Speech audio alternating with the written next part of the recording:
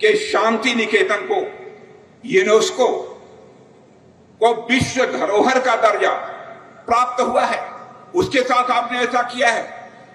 और टीएमसी के लोगों ने, मेरे बहनों भाइयों, विश्व भारती की जमीन पर भी कब्जा कर लिया है। इस हद तक यदि कोई जा सकता है तो टीएमसी के लोग ही जा सकते हैं।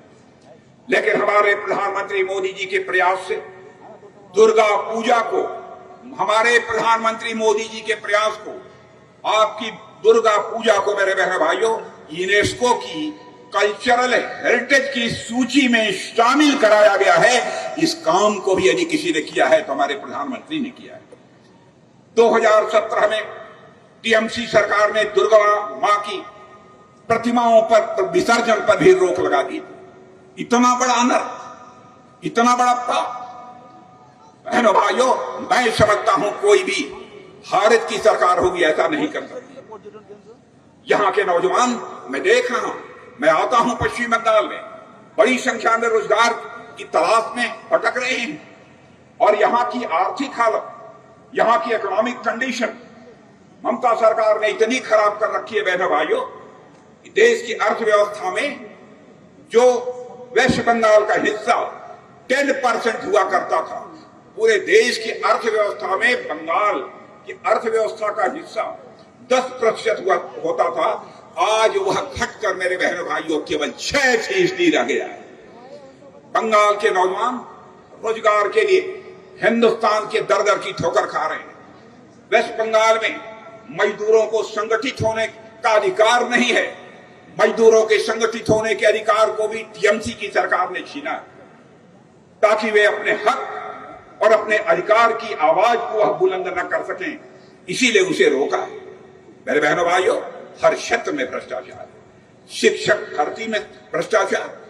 और आपको मालूम होगा, कोर्ट को एक बार कहना पड़ा, हेरा फेरी और धोखाधड़ी इस मामले में, शिक्षकों की भर्ती के मामले में। उसके बाद भी इस सरकार को कोई चिंता नहीं है। हमसे कोई पूछे टीएमसी का मतलब क्या होता है, तो मैं कहूंगा टीएमसी का मतलब होता है total miss rule and corruption. इसी को ही हम टीएमसी कहते हैं। मेरे बहनों भाइयों, मैं यही कहूंगा, जोरा घास फूस होबे छार खार, दुर्नीति थाकबे ना आर, फुटबे एबार पोद्दो फूल, एक नौतून बंगला गोरवे कूल।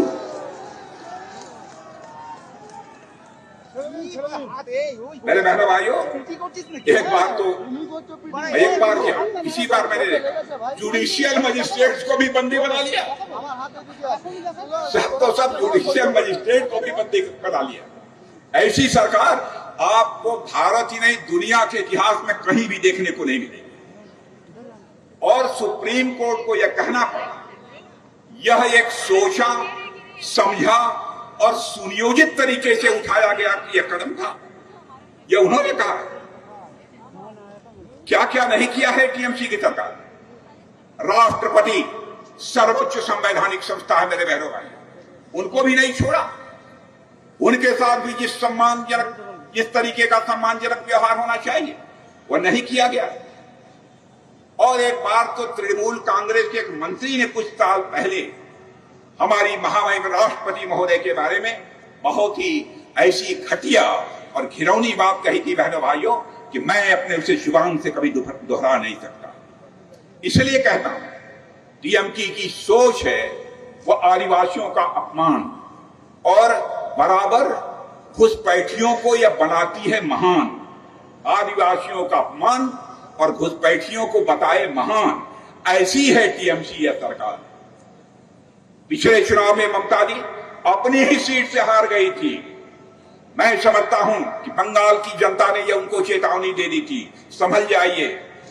लेकिन अब उनको समझ लेना चाहिए, पिछली बार तो आप अपनी सीट हारी थी, लेकिन इस बार टीएमसी पूरे बंगाल से साफ होने जा रही है, क्योंकि आपके चुनाव में ही बंगाल की जनता ने आपको यह संदेश दे दिया। घुसपैठियों का जहां तक सवाल है, मैं जानता हूं, मैं कह सकता हूं विश्वास के साथ कि ममता दी घुसपैठियों को रोकना नहीं चाहती है। उनको अपना वोट बैंक समझती और कुछ घुसपैठियों को रोकने के लिए, जो मैं गृह मंत्री था उस समय भी हमने जमीन मांगी थी, कहा तो था कि दे देंगे, नहीं दी गई। अब जाकर शायद कुछ जमीनें दी हैं बॉर्डर सिक्योरिटी फोर्स को, ताकि सीमा के ऊपर कुछ फेंसिंग किया जा सके और घुसपैठियों को बंगाल की सीमा में, भारत की सीमा में आने से रोका जा सके। ऐसे हालात, मैं यहां के कर्मचारियों के बारे में कहना चाहूंगा, आपको भी छठा वेतन आयोग की सिफारिश के अनुसार वेतन मिल रहा है। मैं यहाँ के राज्य सरकार के कर्मचारियों के बारे में कहना चाहता हूं, अभी आपको 6th पे कमीशन, छठा वेतन आयोग की सिफारिश पर आपको के अनुसार आपको वेतन दिया जा रहा है, जबकि पूरे देश में 7th पे कमीशन के आधार पर कर्मचारियों को वेतन दिया जा रहा है। मैं यहाँ के कर्मचारी भाइयों को भी आश्वस्त करना चाहता हूं, जिस दिन हमारी सरकार बनेगी, चुटकी बजाकर आपको 7th पे कमीशन के आधार पर हम आपको वेतन देंगे। एम्स भी यहां नहीं था। पहला एम्स यदि पश्चिम बंगाल को किसी ने दिया है तो हमारे प्रधानमंत्री मोदी जी ने दिया है। मेरे बहनों भाई, प्रधानमंत्री किसान निधि के द्वारा 6,000 रुपए हर किसान को मुहैया कराए जा रहे हैं। और इतना ही नहीं, विकास कार्यों के लिए मैं चर्चा करूं, एक लंबी फहरिस्त है कि कितना हमारी सरकार ने यहां काम किया है। आपको जानकर आश्चर्य होगा कि 2014 से 2025 11 वर्षों के बीच 2300 किलोमीटर से अधिक नेशनल हाईवे का निर्माण आजाद भारत के इतिहास में पश्चिम बंगाल में किसी ने किया है तो आपके प्रधानमंत्री नरेंद्र जी मोदी ने किया है। मेरे पहली बार भारत में अंडर वाटर मेट्रो कहीं नहीं है, अंडर वाटर मेट्रो कहीं नहीं है, जल के भीतर मेट्रो चलती है। यदि है तो हमारे प्रधानमंत्री ने सभी राज्यों की अपेक्षा प्राथमिकता यदि किसी राज्य को दी है, इस वेस्ट बंगाल को दिया है। बहनों भाइयों, मैं कह सकता हूं केवल बीजेपी है जिस बी का मतलब होता है भरोसा, जे का मतलब होता है जनसेवा और पी का मतलब होता है प्रोग्रेस। वेस्ट बंगाल की प्रोग्रेस यदि कोई पार्टी कर सकती है तो भारतीय जनता पार्टी कर। और मेरे बहने भाइयों, आपको जानकर खुशी होगी, अंतर्राष्ट्रीय जगत में सारी दुनिया में भारत की प्रतिष्ठा बढ़ रही है, भारत की इज्जत बढ़ रही है। पहले अंतर्राष्ट्रीय मंचों पर भारत कुछ बोलता था तो लोग कहते थे भारत बोल रहा है, क्या सुना जाए, यह कमजोर देश है। लेकिन आज अंतर्राष्ट्रीय जगत में जो भारत की प्रतिष्ठा बढ़ी है, आज भारत यदि अंतर्राष्ट्रीय मंचों पर कुछ बोलता है तो दुनिया कान खोलकर सुनती है भारत बोल क्या रहा है।